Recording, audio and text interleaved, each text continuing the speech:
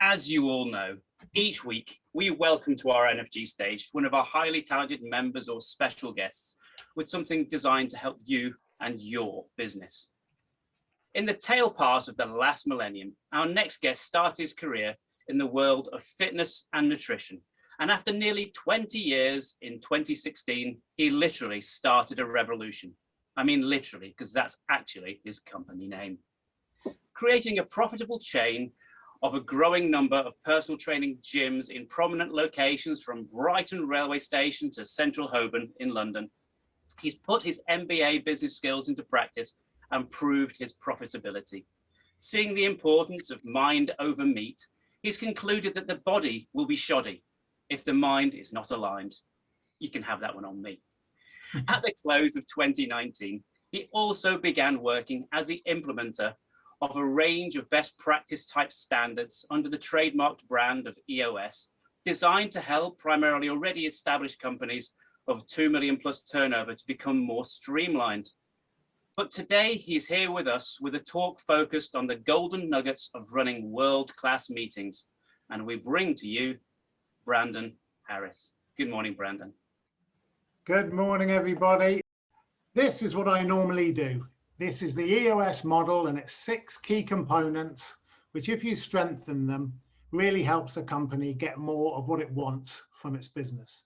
And you can see meetings in the bottom section, in the traction section. This is all about slowly but surely, weekly, daily, monthly, moving towards your vision, which is the top component. And we say vision without traction is simply hallucination. So that's the model I base my work on.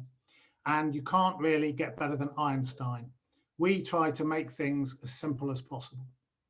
So what's the issue with meetings? Meetings are inefficient. They're often distractions. They're sporadic, only there when you've got a fire to put out. They're often unfocused and filled with unnecessary people. In fact, it's rated that business leaders generally rate their effectiveness of their leadership team meetings of 4 out of 10.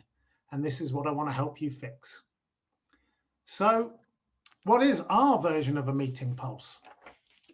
We believe it's a moment of truth. It should be an enjoyable part of the week where the left hand finds out what the right hand's doing, keeping the circles connected just the right amount. And here are some of the nuggets I promised you. They're not groundbreaking, but it's amazing how often they're not done. Have your meetings same day, same time, use the same agenda, and start on time, end on time. This shows respect to your colleagues and stop meetings backing up on one another. And how do we do this? How do we run the meetings? Well, we use a level 10 meeting agenda, and I'll go through this one point at a time. So to help your leadership team run world-class meetings, we want to keep you focused, help you spot problems, drive you to solve them, and this is the agenda that we use. So before you start, you need to do a bit of preparation and decide who's going to run the meeting.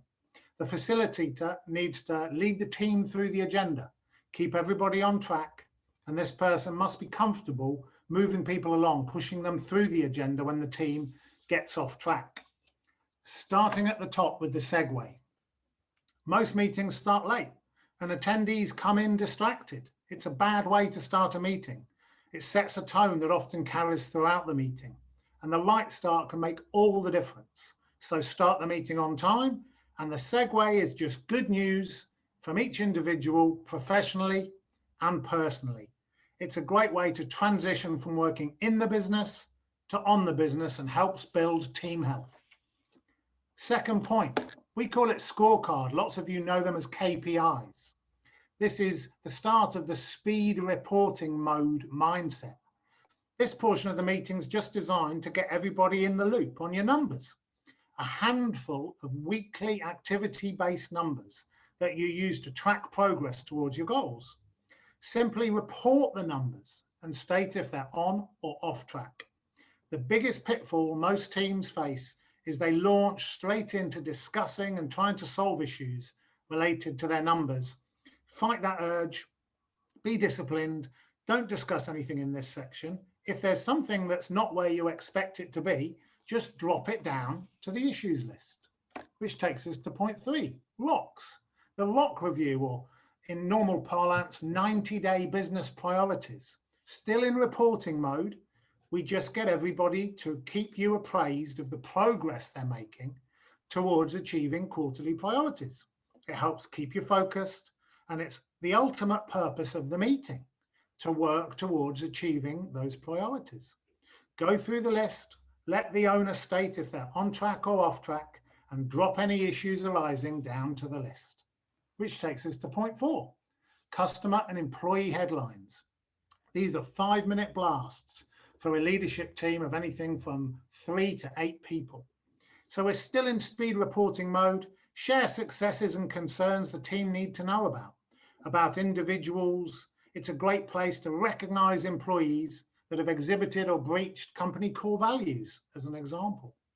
Encourage team members to keep this short, maintain focus and efficiency, and drop issues down to the list, which brings us to to-dos. One of the greatest frustrations of bad meetings is that nothing gets accomplished.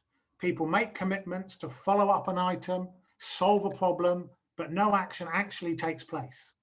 This portion of the meeting is designed to eliminate that problem by creating accountability for commitments that were made in last week's meeting. Review your to-do list and make sure every item from last week's meeting has been accomplished. In teams with high accountability, over 90% of to-dos get done on a weekly basis. And this is where traction is really produced.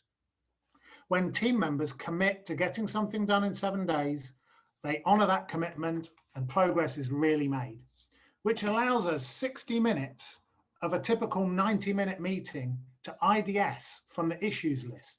We're now in the solving mode mindset. This is where your issues are solved and your to-dos are created. You've gone through your reporting, you've identified issues.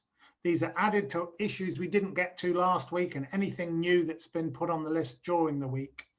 And we, in less than 30 seconds, decide as a team the 3 most important issues. Just number them 1, 2, and 3. Never start at the top and work your way down, because it's vital to solve the most critical issues first. And we do this with a 3-step issues solving track. Step 1, identify. Dig into the issue, make sure it's not a symptom. What's the real issue? What's really going on? What's the root of the problem? What question are we trying to answer? Step 2, discuss. In an open and honest environment, everybody gets a chance to share their thoughts, ideas, concerns regarding the issue, but no repetition. And that methodology allows for this area to quickly come to conclusion, and you can move on to step 3, solve. Commit to what the team believes is the best answer as quickly as possible.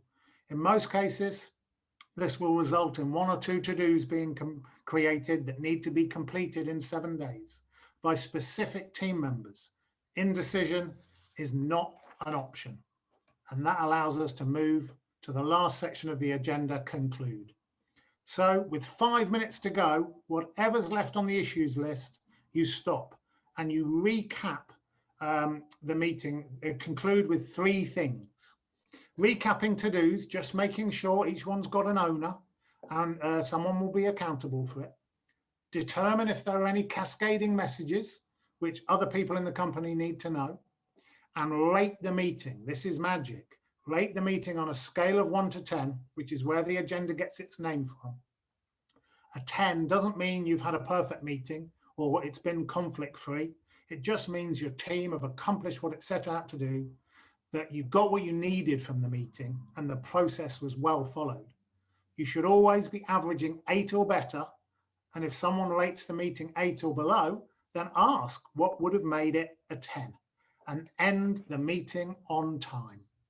And that is my recipe for world-class meetings.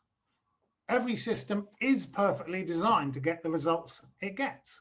So if your meetings aren't getting you what you want, feel free to connect with me and I'll help in any way I can. And thank you for listening.